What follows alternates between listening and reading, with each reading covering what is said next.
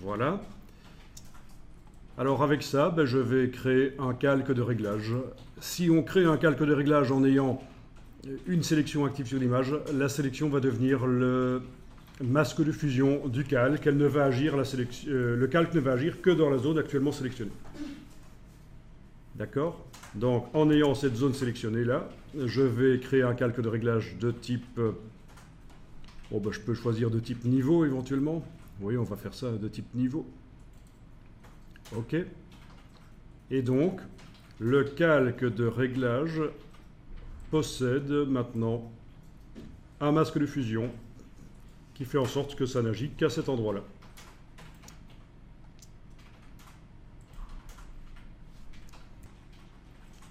Voilà.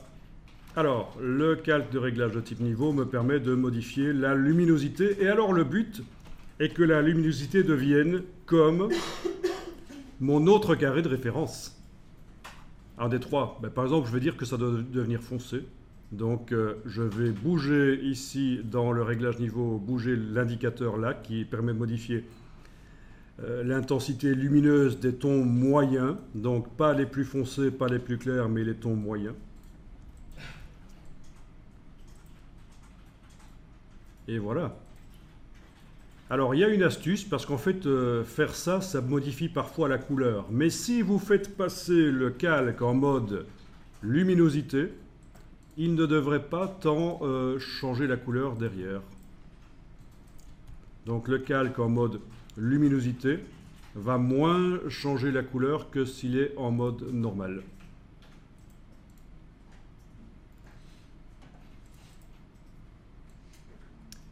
Bien, bien, bien. OK. Bon, ben, je vais faire la même chose pour les deux autres, hein. Ceux du bas. Donc, je recommence le processus. Générer la sélection pour le rectangle en bas à gauche, par exemple. C'est donc prendre d'abord touche CTRL le bas, puis CTRL ALT majuscule la gauche. Et voilà. Créer un calque de réglage de type niveau. OK. Bouger.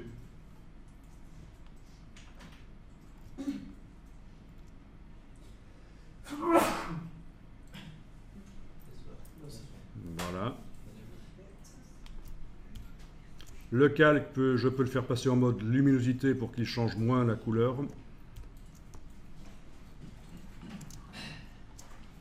Ici, ça ne pose pas trop de problème, mais avec certaines textures colorées, vous allez voir que quand vous changez la luminosité, ça change aussi la couleur. Et ce sera vraiment intéressant de faire passer le calque de réglage en mode luminosité. Je fais la même chose pour le carré en bas. Donc, touche CTRL là, voilà. CTRL ALT majuscule là, voilà.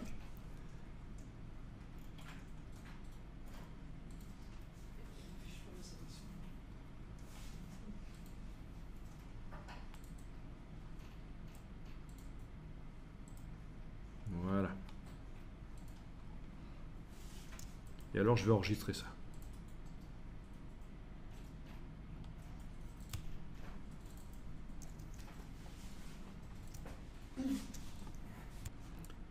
Voilà, voilà. Bon, ben à partir de là, vous avez enregistré, il n'y a pas de problème. À partir de là, on va faire en sorte que les bords de l'image ne soient pas modifiés par les calques de réglage, parce que pour l'instant, c'est le cas. Les bords de l'image sont modifiés, comme vous le voyez. Quand on clique sur chacun des yeux, là, on voit clairement que, oui, les bords de l'image sont modifiés, donc le raccord sera foireux.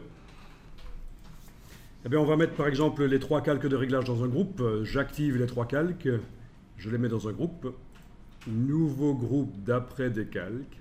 Donc j'ai fait clic majuscule sur les trois calques de réglage et je demande nouveau groupe d'après des calques. Ou alors majuscule clic sur l'icône du groupe. En tout cas, voilà, ils sont allés dans le groupe.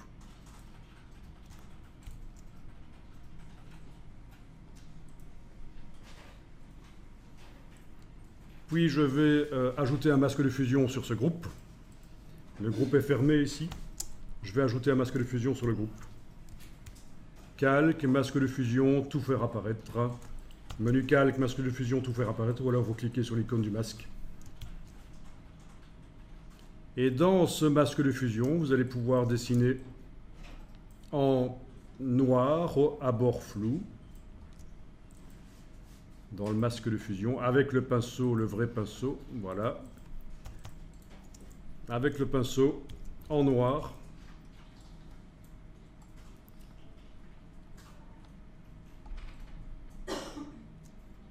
Voilà.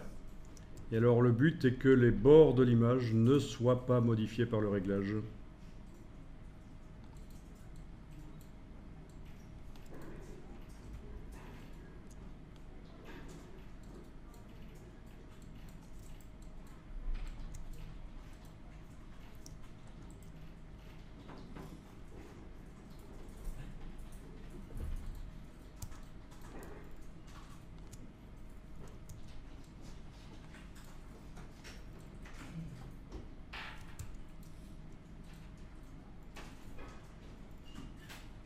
Voilà.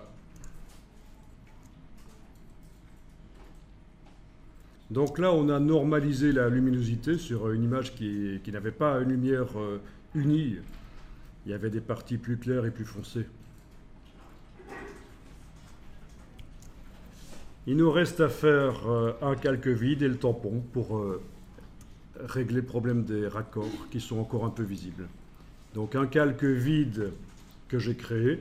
Je travaille au tampon avec l'option actif et inférieur.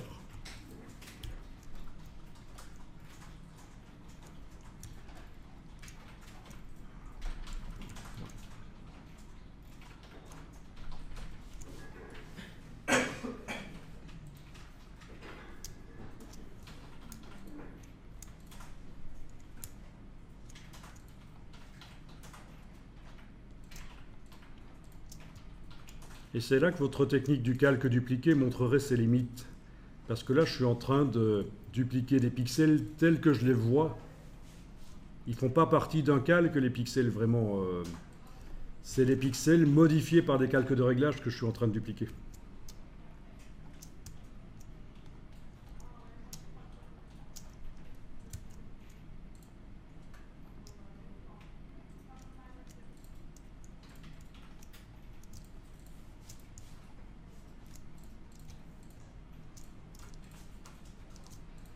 Ok, voilà.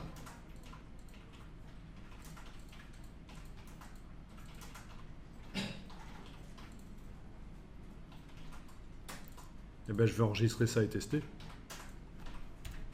Bon, bien sûr, sur des textures autant aussi qui ne sont pas unies, la répétition va se voir. Hein, là, on est d'accord. Hein. Le but n'est pas qu'on ne voit pas la répétition. Le but est qu'on ne voit pas les raccords. C'est surtout ça. Donc, je fais une exportation à 30%.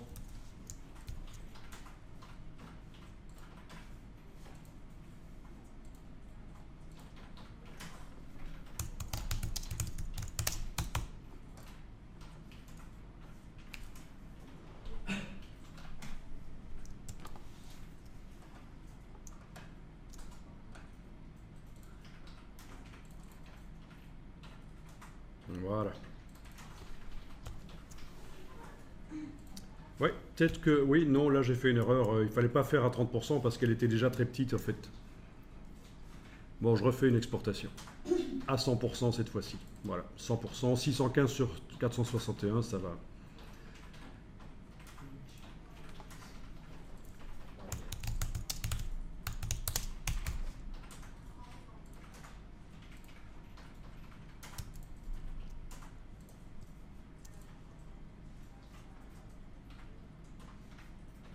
Voilà. Bon, ben, pas si mal que ça, hein. C'est même très beau. Voilà. C'est rupestre. Maintenant, on va faire ça avec des poils, de la pelouse. Ah, mais t'es obsédé des poils. Hein. Voilà. C'est autre chose, ça. Des poils, des nuages, de la poudre. Ouais. Des nuages, ça doit pas être évident. C'est la recette des poils. Les poils et la poudre, ça fait déjà assez milieu mafia, mais les nuages, oui. Si on rajoute l'herbe en plus. Oui, l'herbe en plus. le portrait est complet. Je n'ai rien. Rien, c'est pas grave. C'est trop bien. Ça va. Pas grave. Laisse béton, comme disait l'autre. Voilà.